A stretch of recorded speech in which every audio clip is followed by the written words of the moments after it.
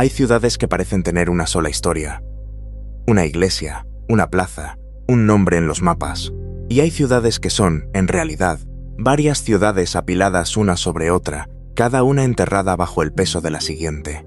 Oaxaca es de esas, que ves cuando caminas por su centro histórico, las fachadas barrocas, las piedras verde-amarillas del templo de Santo Domingo, Zócalo con sus jacarandas, todo eso es una capa relativamente reciente. Debajo hay otra, y debajo de esa una más, y en el fondo de todo, en la cima de una montaña que nadie tenía razones prácticas para habitar, está el inicio real de esta historia. Oaxaca no empezó en el valle, empezó en el aire. Hace más de 2000 años, en un punto elevado sobre el valle de Oaxaca, un grupo de personas tomó una decisión que todavía hoy resulta difícil de explicar con lógica pura. Eligieron construir su capital en la cumbre de una montaña, no al pie, no en la llanura fértil que se extendía abajo, arriba, en un lugar donde el viento azota, donde el agua no llega sola, donde cada piedra colocada exigía un esfuerzo multiplicado por la altura y la pendiente. Esa ciudad se llamaría Monte Albán, y lo que se construyó allí no fue un campamento, ni un refugio temporal, sino una capital con plaza central, templos, observatorio, palacios, tumbas y una densidad urbana que en su momento de mayor expansión albergó, según estimaciones de los arqueólogos, a decenas de miles de personas. ¿Por qué construir allí? Esa pregunta es el punto de entrada a toda la historia de Oaxaca. La respuesta no es simple, pero tampoco es un misterio sin solución. Monte Albán fue elegida por razones que combinaban poder político, control territorial y declaración simbólica. Desde esa cumbre, un gobernante podía ver los 3 brazos del valle de Oaxaca extenderse abajo, como si el mundo le perteneciera. Posición le daba ventaja sobre rutas, pueblos y movimientos regionales. Construir la capital en la montaña era, antes que un problema de ingeniería, un mensaje. Nosotros estamos arriba, el resto está abajo. Y ese mensaje fue sostenido durante más de 1000 años. Los constructores de Monte Albán eran zapotecas. Y los zapotecas son, quizás, civilización mesoamericana más subestimada de la que se tiene registro. No tienen el peso mediático de los mayas, tienen la épica trágica de los mexicas. No aparecen en la mayoría de los libros escolares con la misma intensidad. Pero estuvieron aquí antes, y construyeron cosas que todavía hoy no terminan de comprenderse del todo. El Valle de Oaxaca lleva miles de años de ocupación humana, pero fue alrededor del año 500 antes de nuestra era cuando la dinámica de poder en la región comenzó a cambiar de manera decisiva. Varios centros del valle, que habían competido entre sí durante generaciones, parecen haber convergido en un proyecto común: la fundación de un centro político y religioso compartido, un lugar que no perteneciera a ninguno de los valles en particular, sino que los dominara a todos desde arriba. Monte Albán fue esa solución.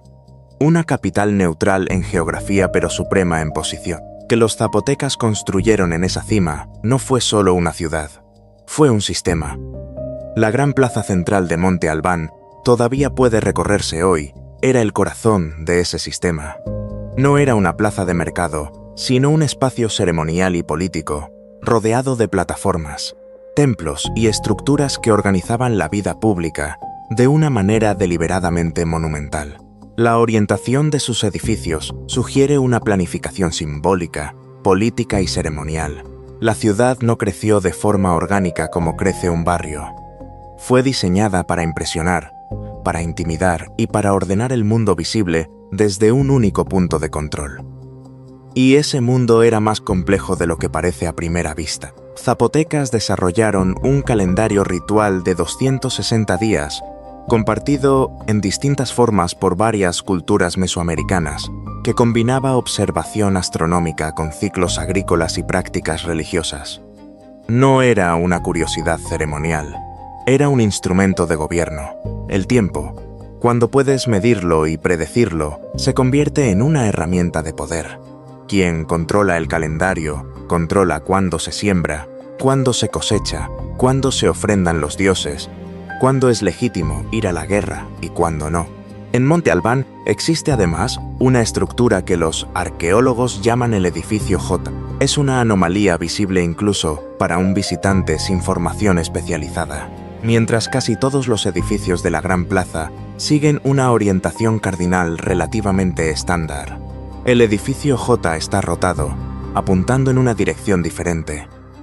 Algunos investigadores han propuesto que esa orientación particular tenía un propósito astronómico, relacionado con la observación de ciertos astros o el paso del Sol en fechas específicas del año. No hay certeza absoluta sobre el significado exacto de ese ángulo, y el debate académico sigue abierto, pero el dato en sí revela algo importante. La arquitectura en Monte Albán no era decorativa. Era funcional en un sentido que iba mucho más allá del refugio o la acumulación de riqueza. Hay otro elemento que diferencia a los zapotecas de muchas civilizaciones de su época y región: sus sistemas de registro. En Monte Albán se han encontrado inscripciones que los especialistas identifican como una de las tradiciones de escritura más antiguas de Mesoamérica. Los glifos zapotecas registraban nombres, fechas, eventos y quizás relatos políticos o religiosos. La comprensión de ese sistema no está completamente resuelta, y los debates sobre su antigüedad exacta y su relación con otras escrituras mesoamericanas continúan entre los investigadores. Pero lo que sí puede decirse con seguridad es que los zapotecas no eran un pueblo que transmitía su historia solo de forma oral. Dejaron marcas físicas, grabadas en piedra, que eran una forma de afirmar permanencia. Lo que ocurrió aquí importa, quede registro, que nadie lo borre. Monte Albán alcanzó su momento de mayor poder e influencia entre los años 200 y 700 de nuestra era. Durante ese periodo fue uno de los centros urbanos más importantes de todo Mesoamérica. Sus nexos con Teotihuacán, la gran ciudad del altiplano central, están documentados. Hay evidencia de intercambio cultural y posiblemente diplomático entre ambas ciudades. Durante ese periodo, cuando las dos civilizaciones coexistían como potencias de sus respectivas regiones. Eso no era menor. Significaba que Monte Albán era reconocida, en el horizonte geopolítico de su tiempo, como un interlocutor legítimo. No una periferia, un centro. Pero los centros cambian. Hacia el año 700 de nuestra era, algo comenzó a transformarse en el Valle de Oaxaca. Monte Albán no colapsó de un día para otro, como tampoco lo hicieron la mayoría de las grandes ciudades de la antigüedad. Fue un proceso gradual. La población de la ciudad empezó a disminuir. Algunas áreas fueron abandonadas. Poder político que durante siglos había estado concentrado en esa cumbre comenzó a dispersarse hacia los valles. Los centros del valle, que durante siglos habían orbitado alrededor de Monte Albán, empezaron a ganar autonomía propia. ¿Por qué ocurrió esto? Historiadores y arqueólogos manejan varias hipótesis. Problemas de abastecimiento de agua en una ciudad construida sin acceso directo a ríos o manantiales abundantes. Tensiones políticas internas entre las élites que gobernaban la ciudad y los centros del valle. Cambios en las rutas comerciales que quizás desplazaron la ventaja estratégica de esa posición elevada. Presiones externas de grupos en expansión. Probablemente, como ocurre siempre con los cambios históricos reales, fue una combinación de varios factores que se acumularon hasta volverse sostenibles. Lo que es importante entender es lo siguiente: Monte Albán no desapareció como desaparece una llama cuando se apaga, se transformó. La ciudad fue abandonada como capital política, pero no borrada del mapa de la memoria. Siguió siendo un lugar sagrado, y eso, como veremos, tendría consecuencias que ninguno de sus constructores originales habría podido anticipar. Que en ese espacio que los zapotecas habían erigido como su centro más sagrado, otra civilización iba a escribir su propio capítulo. Los mixtecas. Si los zapotecas son la civilización subestimada de Oaxaca, los mixtecas son la civilización mal comprendida. Durante mucho tiempo fueron presentados en los relatos históricos populares como invasores que reemplazaron a los zapotecas. Si la historia del valle fuera un relevo simple, unos se van, otros llegan. La realidad fue considerablemente más compleja. Los mixtecas habitaban zonas montañosas del noroeste de lo que hoy es Oaxaca y zonas adyacentes de Puebla y Guerrero. Su expansión hacia el valle de Oaxaca no fue una conquista súbita, sino un proceso prolongado de presión política, alianzas matrimoniales, conflictos localizados y ocupación gradual de territorios que el poder zapoteca ya no controlaba con la misma fuerza. Hubo zonas donde zapotecas y mixtecas coexistieron, comerciaron, se mezclaron e intercambiaron influencias culturales. Hubo otras donde el conflicto fue real y violento. La frontera entre ambas civilizaciones no fue una línea fija, sino un espacio en permanente negociación. Lo que los mixtecas dejaron en el valle es, en muchos sentidos, extraordinario. Fueron maestros orfebres, objetos en metal que producían collares, pectorales, orejeras, anillos. Representan algunas de las piezas de orfebrería más refinadas que se conocen en toda la historia prehispánica de América. También fueron grandes productores de códices, manuscritos pictóricos, en los que registraban genealogías, conquistas, rituales y relatos históricos, con una precisión y una belleza que todavía impresiona a quienes los estudian. Los pocos códices mixtecas que sobrevivieron a la conquista española son documentos únicos, ventanas directas a un mundo que de otra manera habría desaparecido casi por completo. Y entonces llega la tumba 7. En el año 1932, el arqueólogo mexicano Alfonso Caso estaba excavando en Monte Albán cuando encontró algo que cambió la manera en que los historiadores entendían la relación entre zapotecas y mixtecas. La tumba 7 era originalmente una sepultura zapoteca, construida siglos antes para enterrar a algún personaje de alta jerarquía de esa civilización. Pero cuando Caso y su equipo la abrieron, lo que encontraron adentro no era lo que correspondía a una tumba zapoteca. Los objetos eran mixtecas, joyas de oro trabajadas con la técnica de filigrana característica de los orfebres mixtecas, huesos labrados con escenas rituales, objetos de turquesa, jade, cristal de roca, ámbar y concha. Una de las colecciones más extraordinarias de orfebrería prehispánica jamás encontradas, en México, depositada en una tumba que originalmente pertenecía a otra civilización. ¿Qué significa esto? Varias cosas al mismo tiempo. Significa que los mixtecas, al llegar a Monte Albán, no la destruyeron, la reinterpretaron, encontraron en esa ciudad abandonada un espacio de poder y sacralidad que valía la pena no borrar sino apropiarse. Enterrar a sus muertos en las tumbas de la civilización anterior era una forma de reclamar esa continuidad, de decir, este poder sagrado ahora es también nuestro. Es un gesto que se repite en la historia de muchas civilizaciones. Los que llegan no siempre demoler lo que encuentran. A veces lo habitan. La tumba 7 es hoy uno de los hallazgos arqueológicos más importantes de México. Objetos encontrados en ella se exhiben en el Museo de las Culturas de Oaxaca, instalado precisamente en el exconvento de Santo Domingo de Guzmán, dentro de la ciudad colonial. Una ironía del tiempo, los tesoros de una civilización prehispánica guardados en un edificio construido por quienes intentaron borrar esa civilización. Pero antes de llegar a los españoles, hay otro actor que necesita ser entendido en esta historia.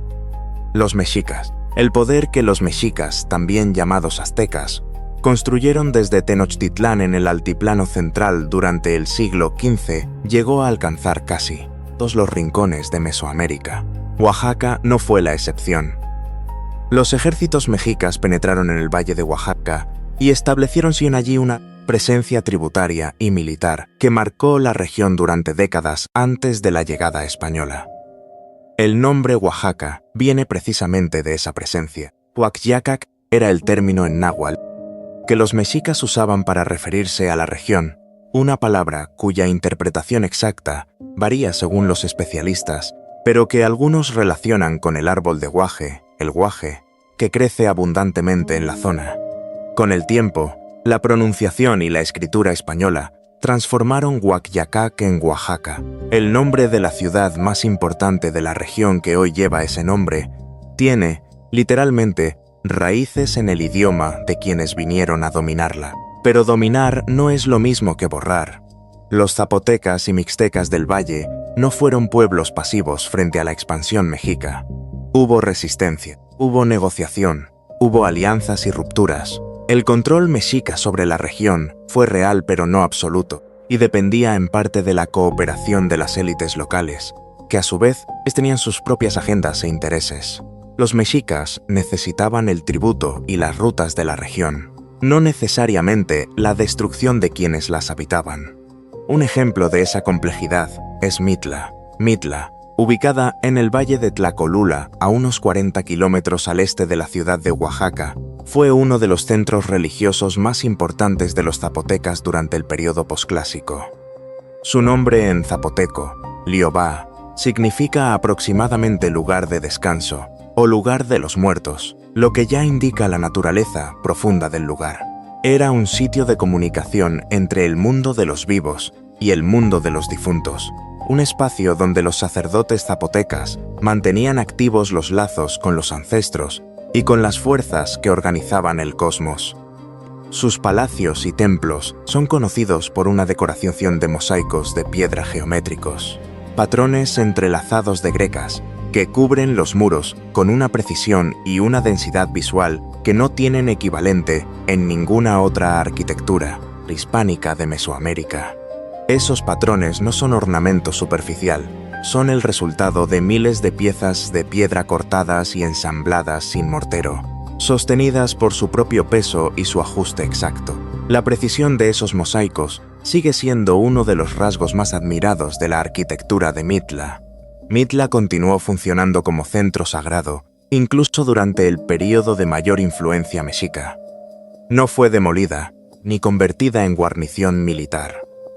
Siguió siendo lo que había sido: un lugar donde los zapotecas practicaban sus rituales, enterraban a sus sacerdotes y mantenían viva una tradición religiosa que se remontaba siglos atrás. Eso no significa que la dominación mexica fuera benigna. El tributo tenía un costo real sobre las comunidades que debían pagarlo en trabajo, productos, en oro. La presencia militar mexica en la región no era una abstracción, era gente armada, exigiendo cumplimiento. Pero la imagen de los mexicas como conquistadores que borraban todo lo que tocaban es una simplificación que no sobrevive al contacto con la nobrianda. Evidencia histórica.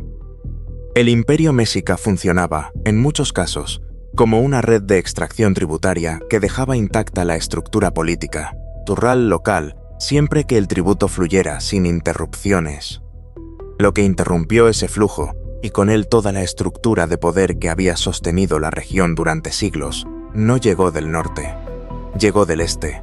En 1521 cayó Tenochtitlán. La conquista española de México no fue un evento único, sino una cascada de eventos que se extendió a lo largo de años y décadas, pagándose desde el altiplano central hacia todas las regiones que habían estado bajo influencia mexica y también hacia muchas que no lo habían estado.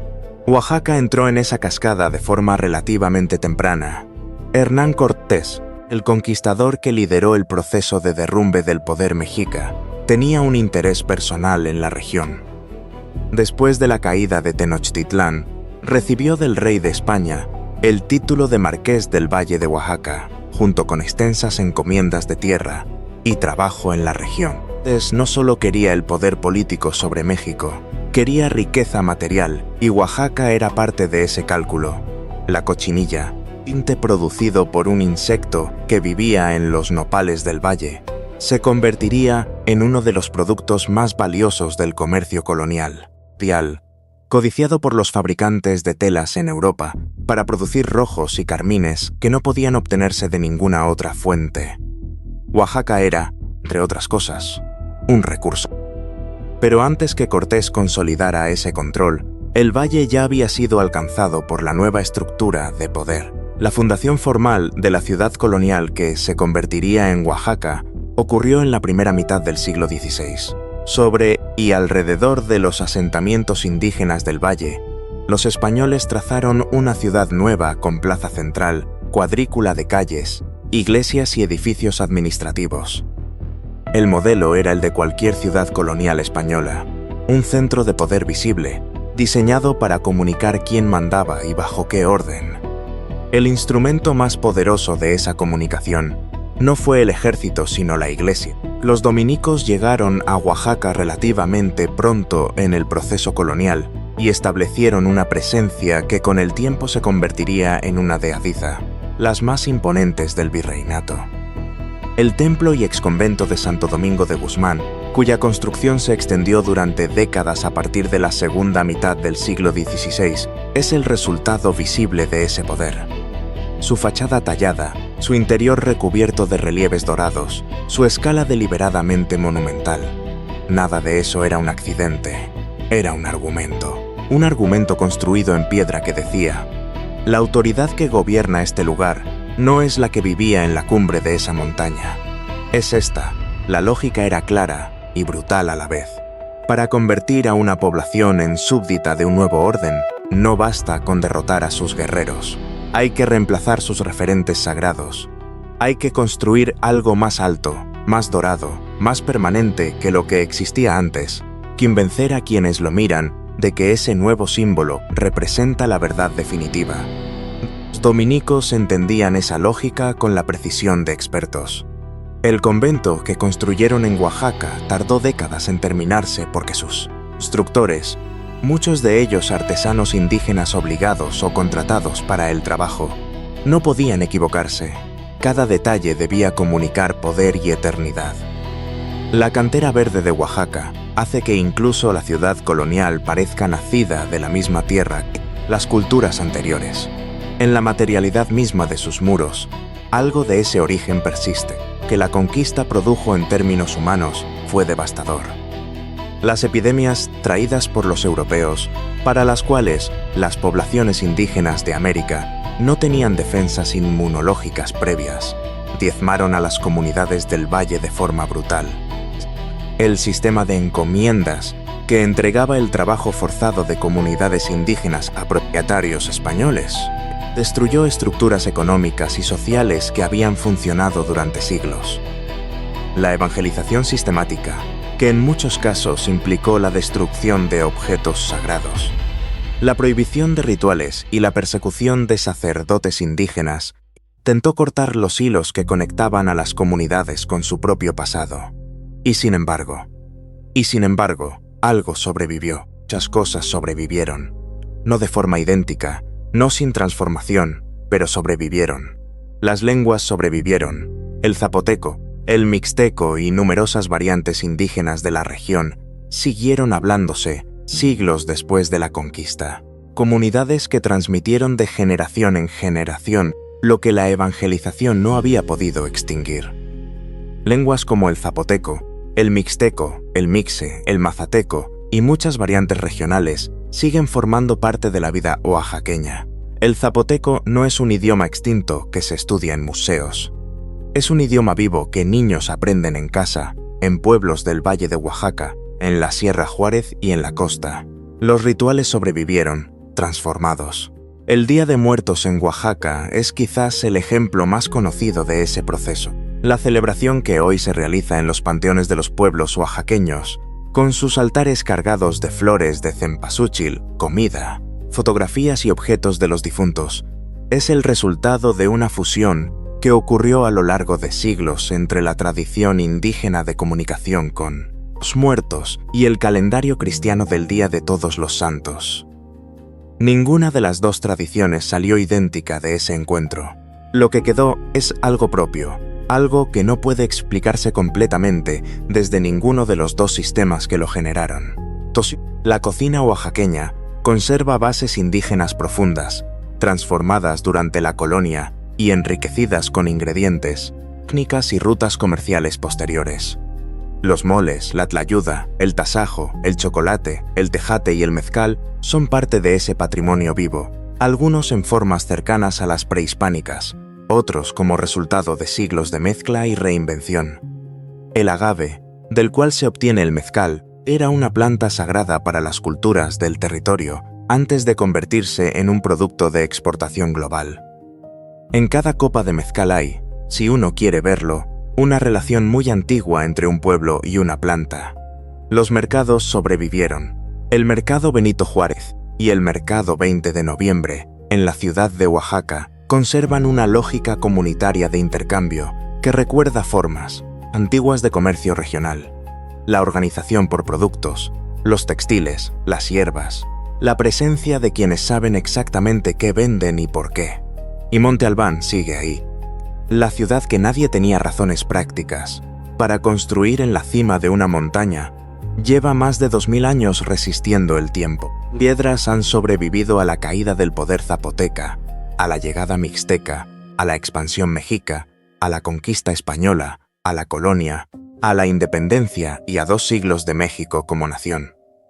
Hoy es Patrimonio de la Humanidad por la UNESCO, declarada junto con el Centro Histórico de Oaxaca en 1987, y recibe visitantes de todo el mundo que suben a esa cumbre y se detienen frente a esa plaza central y esa pregunta que no termina de resolverse: ¿cómo construyeron esto aquí? Pero hay algo más que necesita decirse sobre Monte Albán, y es algo que los visitantes raramente escuchan en los tours estándar. Gran parte de lo que se construyó en esa ciudad todavía está bajo tierra. Gran parte de su historia todavía no ha sido completamente leída. Muchas áreas del sitio y del valle siguen guardando preguntas abiertas. La imagen que tenemos de Monte Albán hoy es, en cierto sentido, una imagen parcial. Lo que el Valle de Oaxaca oculta bajo sus capas de tierra agrícola, bajo sus pueblos, bajo sus calles coloniales, es imposible de dimensionar con precisión. Los años de investigación arqueológica en la región han producido hallazgos extraordinarios de manera constante. Y hay razones para pensar que los más importantes todavía no se han hecho. La pregunta que queda flotando sobre el valle no es arqueológica solamente, es de otra naturaleza. ¿Qué significa que una civilización sobreviva? No es una pregunta abstracta cuando se está en Oaxaca. Aquí la respuesta tiene forma concreta. Sobrevivir significa hablar un idioma que el poder durante siglos intentó suprimir. Significa seguir cocinando con ingredientes que los conquistadores consideraban inferiores y que hoy se sirven en los mejores restaurantes del mundo. Significa ir al Panteón el 2 de noviembre y poner flores y comida y fotografías sobre una tumba y sentir que eso tiene sentido, aunque no puedas explicarlo completamente con las categorías de ninguna religión formal. Significa subir a Monte Albán y reconocer, sin que nadie te lo diga, que esa plaza, esos templos, esa vista sobre el valle son suyos, de la gente que vive abajo, que siempre lo fueron. Oaxaca no es una ciudad colonial con un pasado indígena. Es una ciudad indígena con una capa colonial encima. Esa diferencia no es semántica. Es la diferencia entre entender Oaxaca como un lugar que fue y ya no es, o entenderla como un lugar que fue, que cambió de forma, que sobrevivió bajo otros nombres y que sigue siendo. Las civilizaciones no siempre mueren como mueren los imperios. Batallas decisivas y fechas en los libros de historia. A veces se transforman.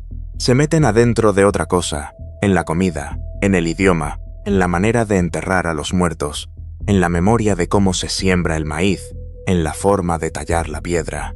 Y desde ahí, desde ese adentro que ninguna conquista puede alcanzar completamente, siguen hablando.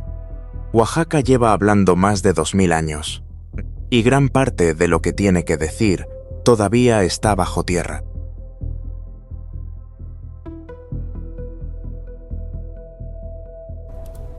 Antes de irte, déjame una historia en los comentarios. Una ciudad perdida, un misterio antiguo, una civilización olvidada, o un evento que nadie explica del todo. Las mejores ideas pueden convertirse en próximos videos, y si quieres seguir explorando la historia que casi nadie cuenta, deja tu like y suscríbete.